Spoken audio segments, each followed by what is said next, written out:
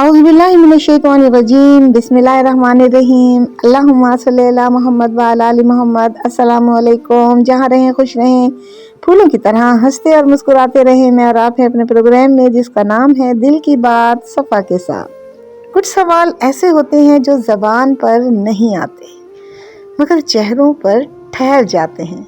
चेहरा सब कुछ जानता है। ये वो सवाल हैं जो हम दूसरों से कभी पूछ नहीं पाते। ये वो सवाल हैं जो हम खुद से करते हैं।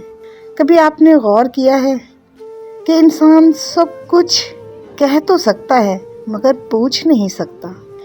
जिन सवालों को वो पूछ नहीं सकता वो सवाल हमारी आँखों में बस जाते हैं। वो सवाल हैं कि क्या मैंने ज़िंदगी में सही फैसले किए? क्या फैसले करते वक्त दिल की सुनी या जहन की, या सिर्फ हालात के साथ चलता रहा?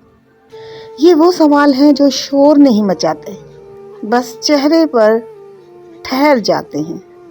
अल्लाह पाक कुरान पाक में फरमाते हैं, बल्कि इंसान खुद अपने आप पर खूब नज़र रखने वाला है।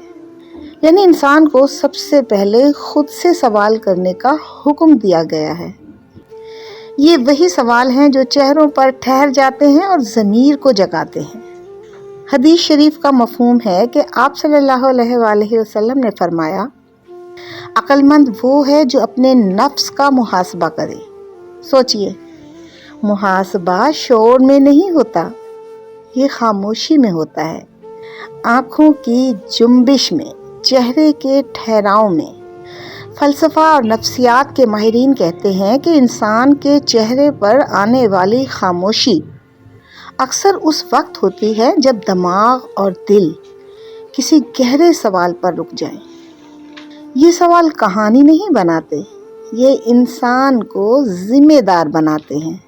अगर आज आपके चेहरे पर भी कोई सवाल ठहरा हुआ है तो ख़ुद को इल्ज़ाम न दीजिए, खामोशी को कमज़ोरी ना समझिए।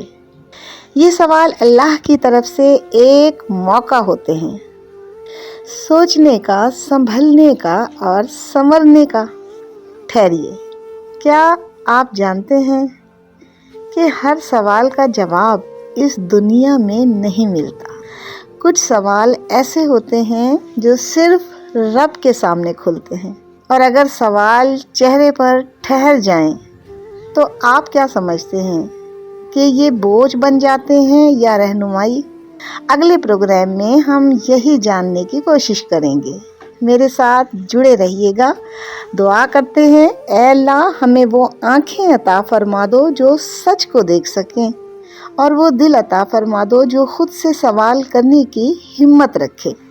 ऐ रब्बे ज़ुल जलाल हमें अपने सवाल अपनी रज़ा के साथ जीने की तौफ़ीक अता फरमा दो। आमीन या रब्बुल आलमीन।